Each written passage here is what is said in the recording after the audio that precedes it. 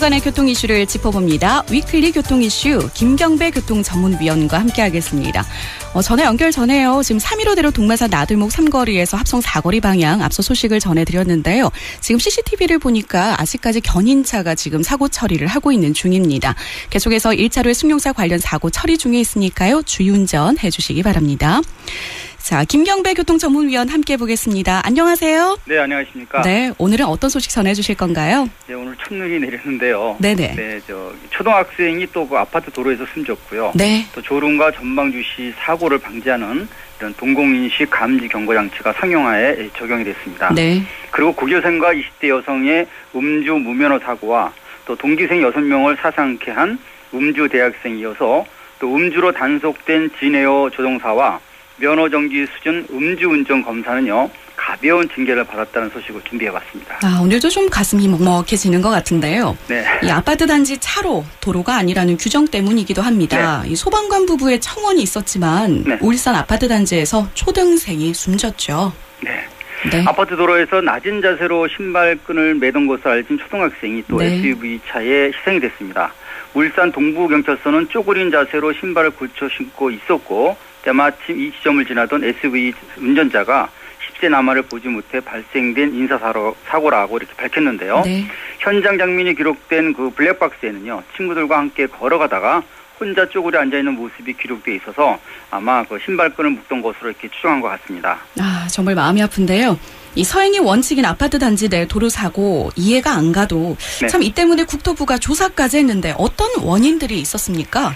네, 지난 5월 국토부 설문의 그 공개에 따르면요, 네. 위험하다고 응답한 사람이 69.3%인데 보행 안전이 위험도를 나타내는 비율에서는요, 매우 위험이 22.5%고 위험이 46%, 그리고 7.7%는 안전하다 이런 답을 했다고 합니다. 네. 그런데 이제 도로교통법상의 그 도로가 아니기 때문에 12대 중과실에 포함되지 않는 이런 현실적 질의에서는요, 응답자 절반 정도가 몰랐다 이런 답변을 했고요. 네. 그리고 57.5%가 도로에 적용된다 이런 부분을 원했고요. 또 일부 찬성도 31.3%나 되기 때문에 교통안전제도 개선 방안을 약속했지만 아직은 공표가 안 됐죠.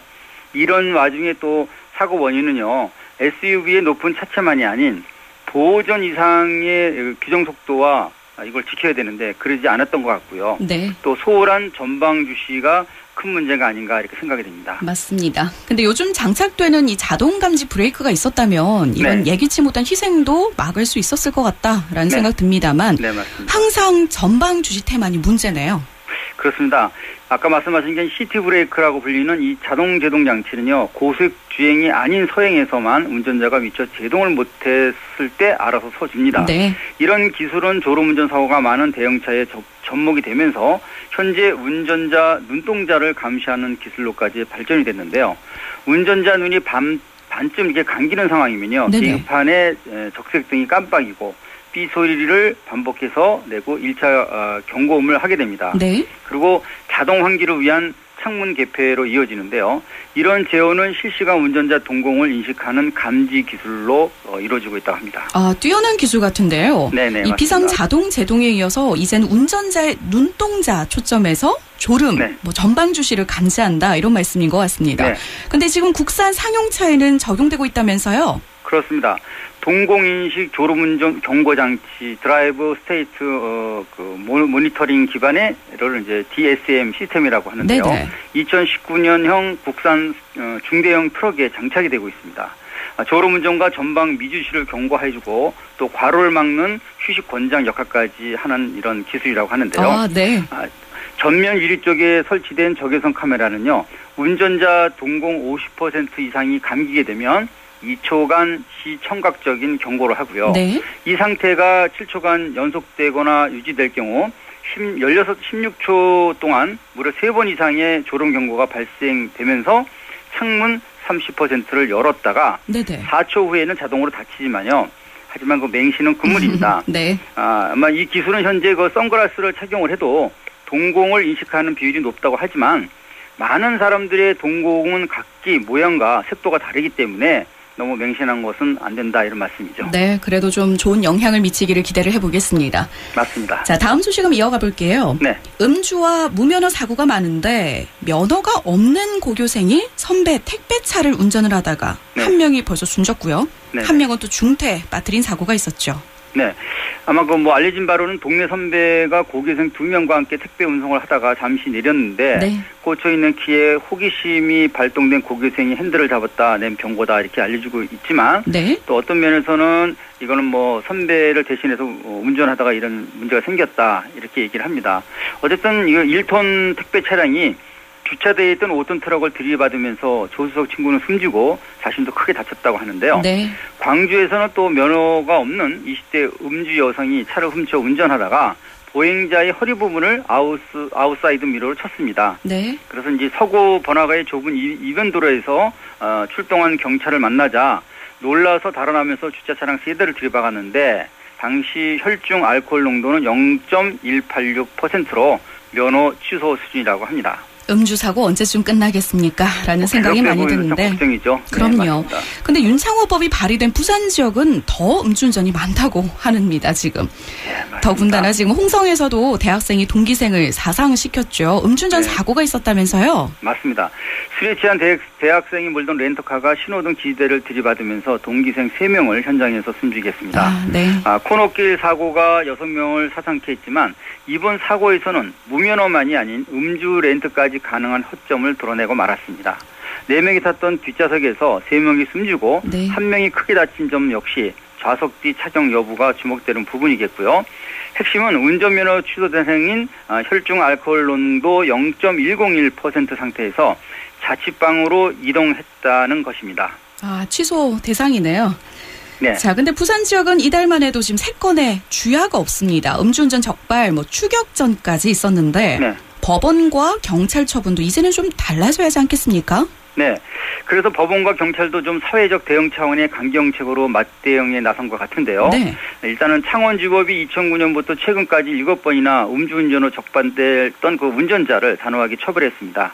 그간 벌금형과 집행유예 처벌로 피해갔던 상습 운전자를 법정에서 구속하는 징역 8개월 판결을 내렸고요. 네. 또 음주운전 면허 취소 후 무려 10차례나 운전을 반복해왔던 30대 상습 운전자도 서초 경찰에 의해 구속이 됐는데요.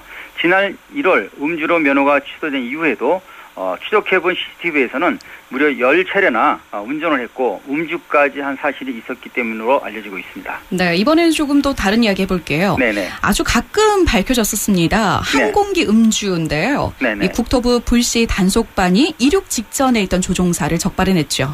네. 아침 6시 30분경 청주에서 제주도 운항을 책임질 항공기 조종사가 국토부 불시 점검에 적발이 됐습니다. 네. 대한항공 계열의 저비용 항공사인 진에어 조종사가 취기가 남은 상태에서 이륙하던 것으로 알려지고 있는데요.